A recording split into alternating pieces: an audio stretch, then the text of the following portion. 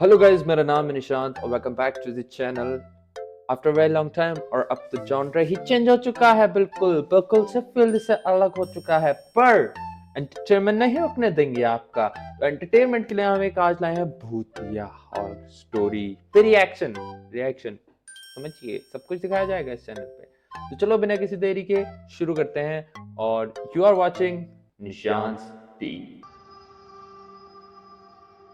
Yes, और खूनी Monday को मैं बोलना चाहूँगा thank you for making this. और आज हम इसी पे ही रिएक्ट करने वाले हैं। राजा साहब हॉन्टेड पैलेस। ये कहानी रवि नाम के एक क्रिमिनल के साथ हुई एक रियल स्टोरी पर बेस्ड है। आंध्र प्रदेश में रहने वाला 34 साल का एक हट्टा कट्टा आदमी रवि नायडू बड़े बड़े बिल्डरों के कहने पर छोटे छोटे लोगों के घर पर कब्जा करने का काम करता था। भाई अगर इसके साथ कुछ होने वाला है ना, भाई बुरे के साथ बुरा ही होता है भाई। चाहे कुछ भी कर लो तुम, बुरे के साथ बुरा ही होगा। जब ये कब्जा करेगा, वो देखो उसकी माँ रो रही हो, बेचारी बेटी। बेटी पढ़ाओ के नाम पे बेटियां भगाई जा रही है। Sorry sorry. ना वो किसी गैंग का हिस्सा था और ना ही किसी से दुश्मनी रखता था। सुबह उठना, अपनी पुरानी मोटरसाइकिल स्टार्ट करना और डायरी में लिखे नाम के पीछे निकल जाना, यही थी उसकी जिंदगी। उस दिन शाम को जब वो अपनी डायरी देख रहा था तो उसको एक कंस्ट्रक्शन कंपनी से मैसेज आया। ये मैसेज एक बहुत बड़े बिल्डर का था जिसे पास के एक छोटे से शहर के सबसे बड़े राजमहल पर कब्जा करना था। वो बिल्डर इस काम के लिए मुंह मांगी कीमत दे सकता था। रवि को लगा कि उसके लिए ये एक लॉटरी जैसा है और अगर उसने वो राजा महल खाली करवा दिया तो उसे फिर से ये छोटे छोटे कब्जे का काम करने की कोई जरूरत नहीं होगी। पर राजा महल का नाम पढ़ते ही उसके दिमाग में शहर की पुरानी बातें याद आईं। तो भाई ये राजा महल से कुछ रिलेटेड होने वाला है, जिसके अंदर हॉन्टेड हाउस की ऐसे ही तो कोई मुंह मांगी रकम नहीं देता भैया। नौकरी करने वाले जानते हैं, जो घिस रहे हैं ना अपनी, वो नहीं मांग मांग पा रहे हैं अपनी मुंह मांगी रकम। जो घिस घिस के जिनके पीछे से फ्लैट हो चुके हैं, बैठने पे दर्द होता है, उठने पे दर्द होता है। कुछ तो लोचा होता है ऐसी चीजों में भाई, समझ जाया करो पहले। राजा महल शहर के बाहर जंगलों के बीच बना शहर के राजा साहब का एक बहुत ही शानदार पैलेस था जो उनकी मौत के बाद कई सालों से वीरान था। लोग कहते हैं कि उस महल का असली राजा बहुत बुरी तरह मारा गया और आज भी उसकी आत्मा वहां अपने बदले के लिए भटक रही है। कई लोगों ने उस महल पर कब्जा करना चाहा, पर कोई भी वहां आज तक रात में रुक नहीं पाया है। रवि ने खुद से कहा कि यह सब अफवाह है और उसे यह काम करना ही चाहिए। दोपहर को रवि अपनी मोटरसाइकिल पर राजा महल की तरफ निकल गया। रास्ता धीरे धीरे सुनसान होता गया। शाम ढलने लगी। शहर के घर पीछे छूट गए और पेड़ों के बीच से गुजरते हुए आसमान का रंग बदलने लगा। हवा ठंडी नहीं थी, लेकिन भारी थी, जैसे हर सांस के साथ कुछ और भी उसके सीने के अंदर जा रहा हो। राजा महल का गेट सामने आया। लोहे का बड़ा सा गेट आधा झुक चुका। भाई ये तो मंजुलिका वाला महल नहीं लग रहा। इसको आज मंजुलिका मिलने वाली है, बहुत ज्यादा खतरनाक सीन होने वाला है इसके साथ, देखते रहो भाई। पर दिमाग लगाने वाली बात है, अगर ये इतना दिमागदार था कि ये जो घुसपैठ करता था लोगों के और घर जो छीना झपटी करता था घरों की, कब्जा करता था उनपे, तो उसके अंदर इतना दिमाग नहीं होगा यार कि इस घर में जब कोई रह नहीं रहा है, कोई मुंह की रकम दे रहा है, तो कुछ ना कुछ तो सस्पिशियस हो सकता है। इतना तो दिमाग लगाना चाहिए। बट पैसों की भूख इंसान को अंधा कर देती है भाई। पैसों की भूख इंसान को अंधा कर देती है। चलो देखो फिर अंधेपन में क्या क्या होता है। था। उस पर जंख जम चुकी थी और पेड़ की बेलों ने उसे पूरी तरह से जकड़ रखा था। रवि ने मोटरसाइकिल बंद की। जैसे ही इंजन की आवाज खत्म हुई, आसपास की सारी आवाजें भी जैसे दब सी गईं। भाई मैं इसको रात में देख रहा हूँ ना, मतलब रात हो रही है, अभी 1 बज रहा है, तो थोड़ा कोई पंछी नहीं, समझ रहे हो ना, समझ रहे हो ना, समझ रहे हो ना। कोई जानवर नहीं, सिर्फ खामोशी और एक हल्की सी हवा जो जंगल की पेड़ पत्तियां हिला रही थी। ऐसा लग रहा था कि शायद वो हवा रवि को कुछ बताना चाह रही थी, लेकिन रवि का उस पर ध्यान नहीं था।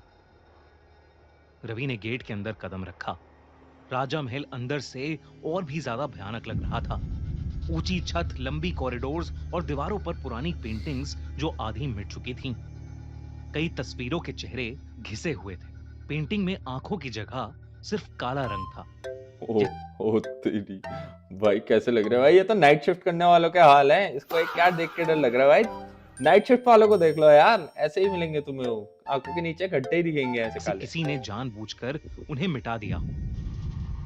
रवि पेंटिंग्स देख ही रहा था कि तभी एकदम से उसे ऐसा लगा कि जैसे कोई उसे देख रहा है। उसने आवाज लगाई, कोई है? कोई है यहाँ? उसकी आवाज कॉरिडोर में घूमकर वापस आई, लेकिन वो आवाज बिल्कुल वैसी नहीं थी जैसे उसने बोली थी। वो थोड़ी धीमी थी, थोड़ी भारी, जैसे किसी और के गले से निकलकर लौट रही हो। रवि ने इस पर ज्यादा ध्यान नहीं दिया और चुपचाप राजा साहब के कमरे में चला गया। वहां जाते ही उसे अजीब से चक्कर आने लगे, तो वो कुछ देर राजा के पुराने से बेड पर जाकर लेट गया। उसकी आंख कब लगी उसे पता ही नहीं चला, लेकिन फिर कुछ ही पलों में एक आवाज ने उसे उठा दिया। किसी के चिल्लाने की आवाज। वो आवाज जमीन के नीचे से आती हुई लग रही थी।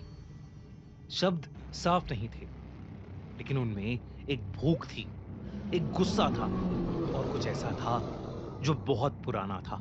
रवि के सीने में एक अजीब सी घबराहट भरने लगी। वो धीरे धीरे आगे बढ़ा और एक कमरे के सामने आकर रुक गया। दरवाजा आधा खुला था। अंदर खून में लिपटी जंजीरें पड़ी थीं और उन्हीं के पास एक दिया जल रहा था।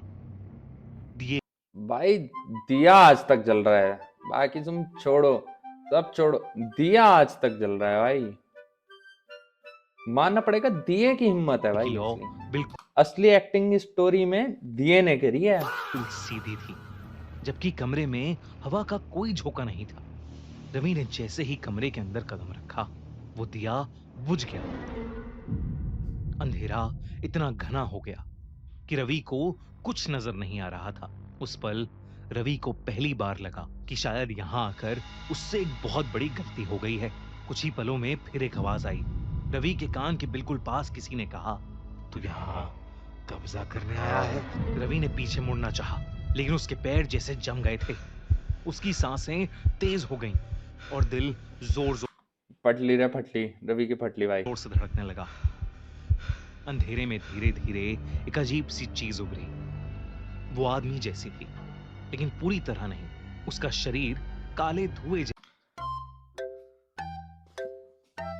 भाई रात को क्यों देख रहा हूँ मैं ये सब चीजें? मैं क्यों देखता हूँ रात को? मैं पागल हूँ क्या यार? अकेला सोता हूँ मैं यार, मेरी फटके चार हो जाएगी। रात को सपने भी इसके आएंगे भाई। इसकी ना शक्ल ना शुक्ल भाई कुछ। जैसा लग रहा था। चेहरे पर आंखों की जगह सिर्फ गहरी खाली जगह थी। उस आदमी के हाथ में एक पुराना यंत्र था, जिसमें सूखे बाल और छोटी छोटी हड्डियां बंधी हुई थी। भाई आज तो मम्मी पापा के पास ही सोना पड़ेगा भाई। बीच में जाके सोऊंगा, बिल्कुल बीच में मम्मी पापा की ना ऐसे करके। आज बचा लो बस, इसके बाद ये मेरे को लग रहा है सीरीज यही खत्म है, पहली और आखिरी खत्म। उस आदमी की परछाई से एक हंसी की आवाज आई, बहुत धीमी सी हंसी। धीरे धीरे वो धुआं, उस आदमी की परछाई एक भयानक तांत्रिक में बदल गई। उस तांत्रिक ने कहा कि वो भी कभी कर्ज में था। उसने बताया कि इस महल के राजा ने उससे उसका हिसाब देने को कहा था। राजा ने उसे काले तंत्र, बलि और खून के कामों के लिए राज्य से निकाल दिया था। और फिर भाई लिटरली मेरी बॉडी में ना गूज़बम्प्स आ गए भाई। ये देखो भाई, तुमको दिखे ना दिखे, मेरी बॉडी में ना ये देखो, ये देखो गूज़बम्प्स आ गए भाई मेरी बॉडी में ना। क्यों करता हूं मैं ऐसे काम, क्यों? अचानक से वो कमरा बदलने लगा। रवि ने देखा कि राजा महल अपने पुराने रूप में आ गया था। दीवारों पर रोशनी थी, सामने एक राजा खड़ा था, लेकिन जंजीरों में जकड़ा हुआ। वो शांत था, लेकिन उसकी आंखों में सख्ती थी। उसके सामने वही तांत्रिक खड़ा था, जिसका चेहरा गुस्से और नफरत से भरा हुआ था। तांत्रिक ने अपनी काली शक्तियों का इस्तेमाल किया। मंत्रों की आवाज गूंजी। राजा को चारों ओर से काले सायों ने घेर लिया और राजा साहब को मार दिया गया। खून जमीन पर गिरा, बलि पूरी हुई। ये सब देखकर रवि का गला चीख से भर गया। तांत्रिक की फिर आवाज आई और उसने कहा, अब भाई मेरी क्यों फट रही है भाई? गूज़बम्स आ रहे हैं भाई, गूज़बम्स। मेरी किस बात की फट रही है भाई? ये तो एनिमेटेड है भाई, ये तो रियल वाली बात भी नहीं है इसमें। रवि की बारी है। तभी रवि की सांसें भारी होने लगीं और उसके सीने में एक अजीब सा दर्द होने लगा। अचानक रवि जमीन से नीचे उठ गया, जैसे वो हवा में तैर रहा हो। उसकी आंखें सफेद पड़ने लगीं और उसे ऐसा लगा कि जैसे कोई उसकी आत्मा उसके शरीर से बाहर खींच रहा है। और तभी एक और आवाज आई। वो आवाज भारी थी लेकिन शांत थी। राजा साहब की आत्मा रवि के सामने थी। उसका चेहरा खूनी नहीं था, उसमें सिर्फ दुख और कर्तव्य था। राजा ने कहा कि इस घर में और खून नहीं होगा।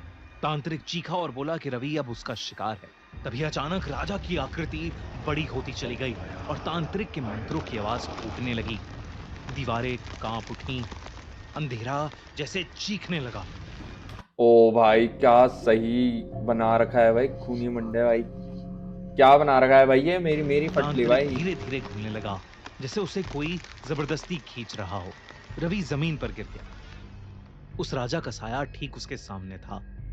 वो साया अब बहुत ज्यादा डरावना लग रहा था।